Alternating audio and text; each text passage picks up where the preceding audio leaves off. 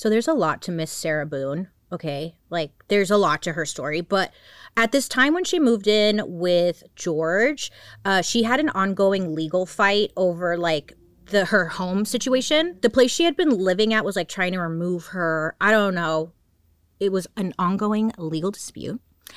And Sarah, she needed to find, like, a new apartment ASAP. So when she met George, they started seeing each other, and then like quickly after they got an apartment together. So from the beginning, the relationship was on again, off again. Both of them, George and Sarah, they had a history of drinking heavily and fighting pretty violently. Now, police had been called to their home more than once. In 2018, they were both arrested for domestic violence. Sarah allegedly tried to strangle George, and George allegedly hit her. The charges ended up getting dropped when both of them refused to testify against each other. So Sarah and George were pretty toxic, and like friends and family members, they tried to distance themselves from this couple, you know, but it wasn't like they could just completely cut themselves off, especially from Sarah. Well, no, from both of them, because they both had kids from a previous situation. Sarah, she actually was married, like, briefly, and she shared custody of her boy, and he would visit the apartment like 4 times a week. Yeah, unfortunately, she shared custody with her child. Listen, I say unfortunately because based off what I read, allegedly, I don't know, it's a very toxic environment. And the two, George and Sarah, just seemed to be struggling with alcohol. They were fighting all the time, and both of them were having a hard time holding down a job. So for a kid, I just, you know, that's why I'm like, oh, that sucks. You get it. Now, between all the fighting and whatnot and the drinking and all that stuff, you would just hope that they would, you know, just end things, but they couldn't. And they didn't. They clung on to each other, just like feeding off of their toxicity, cycling through fights, breakups, makeups, all that, you know, allegedly, based off of police records. Now, up until the night of the crime, the two continued to live in the apartment together, along with Sarah's 2 Boston Terriers. Now, let's flash forward to February 23rd, 2020. Sarah, she's 42 at this point, and George, who is also 42, they were hanging out together at their apartment in Winter Park, Florida. According to Sarah, it was a good day. She and George, you know, when they woke up, they cleaned the apartment. They did some like sweeping, mopping, laundry, dishes, blah, blah, blah. Because the next day, Sarah's son was coming. She had custody of him the next day. According to Sarah, at sometime around noon, the two of them went to Publix to buy a bottle of wine. Now, apparently, it was a Magnum wine.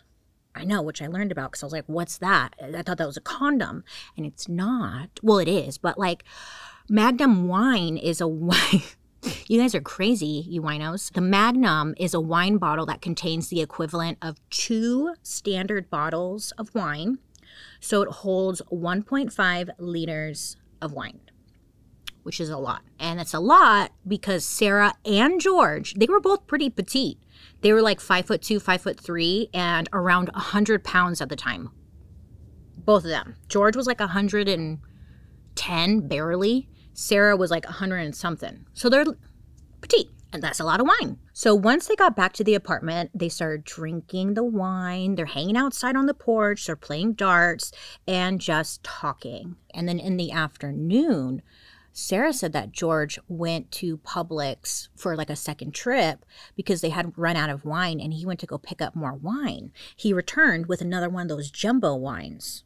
So they continued drinking, and Sarah said that, you know, this time around they were painting, listening to music, and dancing with their dogs in the apartment. So not long after, I guess they had finished that second jumbo thing of wine. So they're pretty lit, okay? Sarah said that she was trying to entertain George. Like, he seemed bored and like keep him in a good mood. And she said eventually they ran out of things to do. So they decided to play good old-fashioned hide and seek. Who doesn't like playing hide and seek, huh? According to Sarah, she's like, okay, yeah. So then we were playing hide and seek. And she said she went up upstairs and she hid in the shower.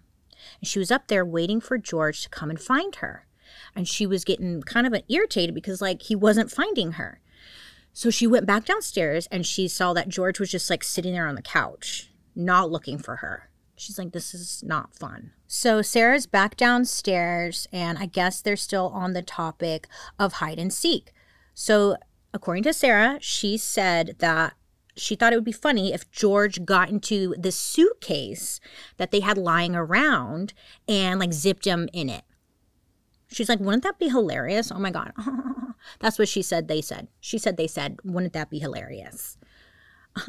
The suitcase that just happened to be lying around in the living room was described as like a large hard shell suitcase. It was around 26 inches in size and was definitely large enough to like fit a person inside. According to Sarah, George, he was like, oh yeah, that's so funny. So he got into the suitcase and then he zipped it up. Sarah said that George willingly climbed in, stuffed himself in that suitcase, giggling like a little kid. And then Sarah said she got up and she zipped the suitcase closed. But she's like, I left a gap in the zipper, like, so it wasn't closed all the way and he could still stick 2 fingers out. So, like, he's not really, like, stuck in there. Sarah said after she zipped him up in the suitcase, she assumed that George could get out whenever he wanted because his fingers were sticking out and it wasn't closed all the way. So, according to her, she was just sitting there laughing, ha ha ha. And then around 12 a.m., Sarah, got sleepy, as one does, and decided to go upstairs and go to bed. The thing is, she left George in the suitcase downstairs in the living room. The next morning, it's about 11 a.m., Sarah wakes up. She realizes she's alone. Where's George, you know? So she said she had this moment where she's like, oh, he must still be downstairs or something. Like maybe he's still in the suitcase. So she goes downstairs. She sees that the suitcase is still there and he didn't seem to get out. So she unzips it and she saw that George was purplish and not breathing. Now, weird part, instead of calling the police, Sarah first called her ex-husband. Yeah. Now, some reports said that he came over to the house, and I think he did. But, like, I couldn't figure out their relationship. I don't really think, whatever. So she calls her ex-husband. Now, he ends up telling her to call 911. So the paramedics arrived, and they got there within, like, 6 minutes of the phone call. But even that, it was too late. Like, by the time they got there, George was officially declared dead.